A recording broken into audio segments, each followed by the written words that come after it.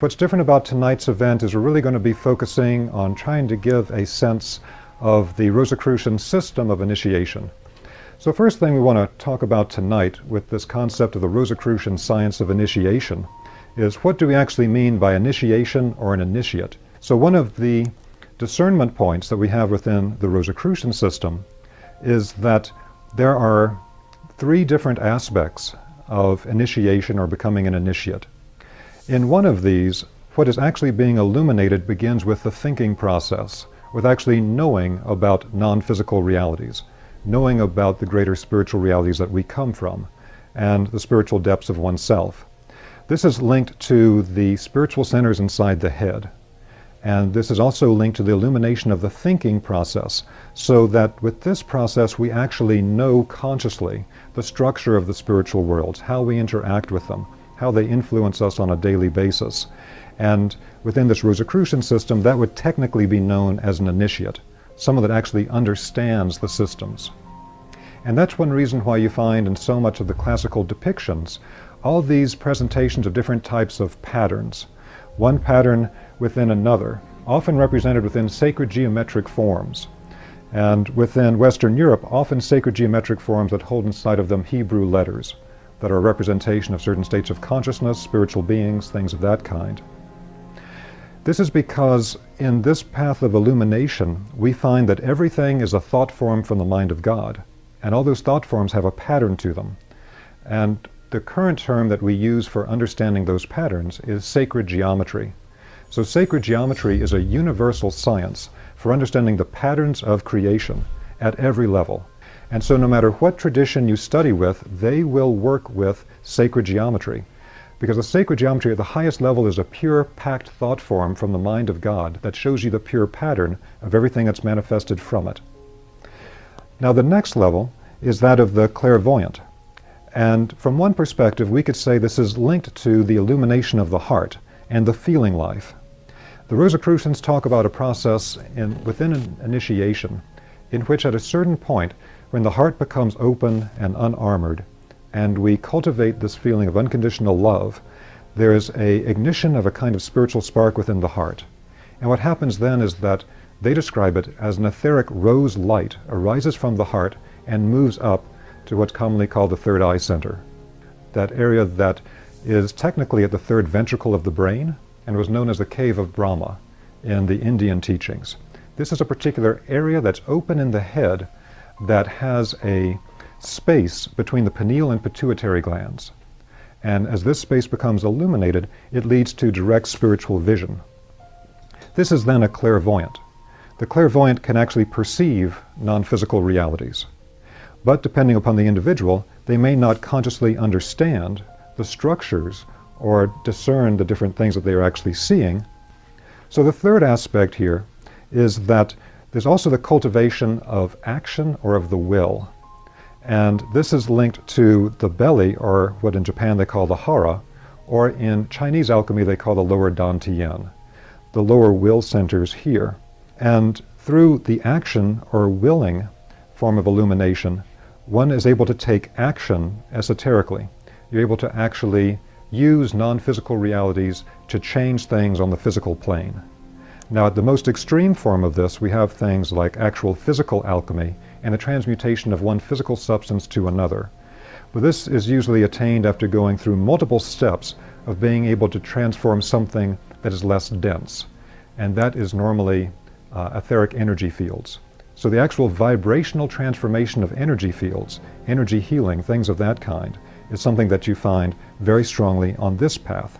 So the person that can actually transform things using spiritual forces is referred to as the adept. Now again, this is kind of an ideal type of the different aspects of initiations or initiates. Often people have different parts of this in their own particular configuration and are stronger in one aspect or another. But that gives us a bit of an overview for how this fits together. When you study classical spiritual text, you find that they divide up the aspects of the human being into different types of forces. So the actual consciousness of the human being is often referred to as the astral body, and it's related to what's often called the spiritual plane of the astral plane. Within the Rosicrucian work, you find at a certain point that The consciousness body of the human being has three centers that can be worked on and awakened. And those three centers are around the head, the heart, and the hara. And this is really a universal teaching. If you study with the Buddhist, they'll talk about the thought, speech, and action. If you study with Sufis, they'll talk about the head, the heart, and the hands. All these different traditions are working with the same concept. If you studied Chinese medicine or Chinese internal alchemy like Qigong, you'll know that they have the upper, middle, and lower Dantian.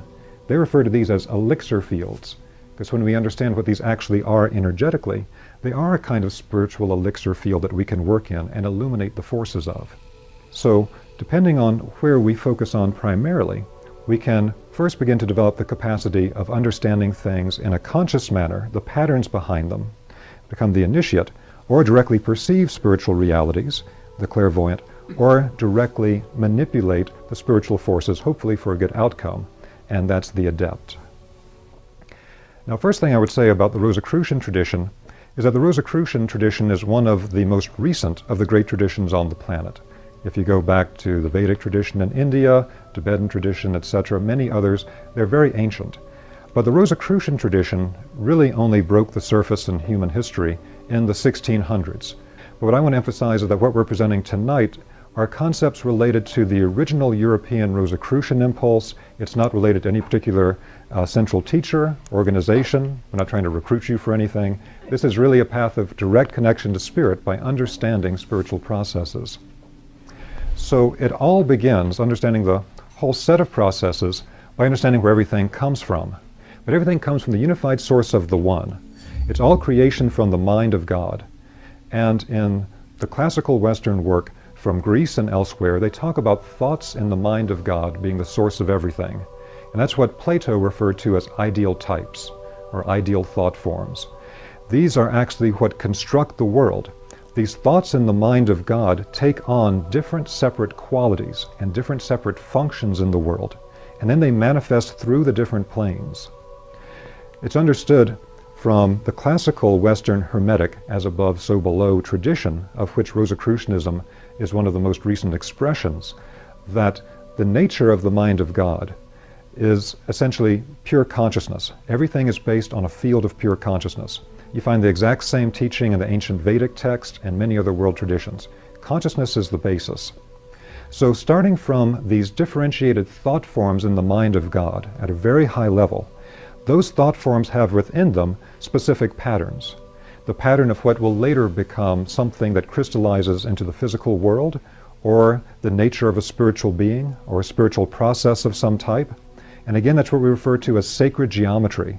So from that thought form pattern, sacred geometry level, it then moves down through the levels of manifestation to create everything in our world. And the first thing that it creates are the manifested beings. Now, the manifested conscious spiritual beings that surround us in invisible space all the time, and that make up the world at a much higher level. In the Western tradition, we primarily know through terms like the angelic ranks or the spiritual hierarchies. In the classical Western tradition, there is understood to be 9 different ranks of angelic beings. So we often, in general metaphysical circles or in external churches today, hear about a few of them. We hear about the angels and the archangels, occasionally in archai. The Elohim is sometimes talked about, but not often clearly in its original form as the Elohim being one of the different spiritual ranks or hierarchies. Because the term Elohim in the original Hebrew has a suffix im, Elohim. And im in Hebrew is actually a plural suffix. It means the Elohim are a group of spiritual beings. When we have the translation from Hebrew into English of the book of Genesis, back in 1980 I lived in Israel and studied Hebrew at a kibbutz. One of the things that was discussed is that when you get these translations from the text, the term Elohim is translated in English as God, and it seems to refer to the unitary Godhead. But the original term Elohim refers to a plurality of beings that are not the unified Godhead, but in the beginning, Elohim created the heavens and the earth, is the beginning of Genesis. And so what that shows is there's a rank of spiritual beings that were directly indicated that did the creation process. And so from the Elohim, you then have other hierarchies we hear very little about, because their state of consciousness is very elevated, but they're known in the classical text. And these are the dynamis, kyriatetes, throne, cherubim, and seraphim. 9 different ranks.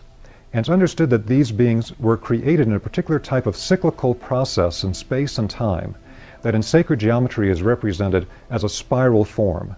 So if you look at the form of a spiral, you have the completion of a circle, but as the circle is moving, it's moving either up or down. And so as the spiral is moving, it's completing a circle here, but now it's at one higher octave, and another end of the cycle on a higher octave. And so this becomes the ladder, the Jacob's ladder, the ladder of lights, the ladder of the angelic beings, spoken of in the classical text. The significance of this for us is that these different beings are of different levels of maturity, have different levels of the expansion of their consciousness, and different possibilities for action. So what is sometimes treated in very intellectual, abstract ways in dealing with angelic hierarchies was understood in the initiation circles as beings one directly interacts with all the time. They invisibly guide and affect our consciousness and life every minute of every day, but we don't perceive it, just as we don't normally have organs to perceive non-physical realities until they're developed. So again, what the significance of this is that as the Godhead has created the world, the thought forms at a very high level are given a part of the consciousness of the Godhead that in classical texts is sometimes described as an ocean of fire. So if we think of the pure consciousness of the Godhead as an ocean of fire, then there is one flame, one spark detached from that ocean of consciousness and given to the conscious spiritual beings that make up what in the West we refer to as the angelic ranks or the spiritual hierarchies. Now this is very important because it's that spark from the Godhead that is essential to understand the Rosicrucian path of initiation, because it's about igniting that spark inside the human being. Every human being has that divine core, what in the Western system is often referred to as the I am core of self-awareness, straight from the Godhead. The thing is to uncover it and to fan the flame into full activity.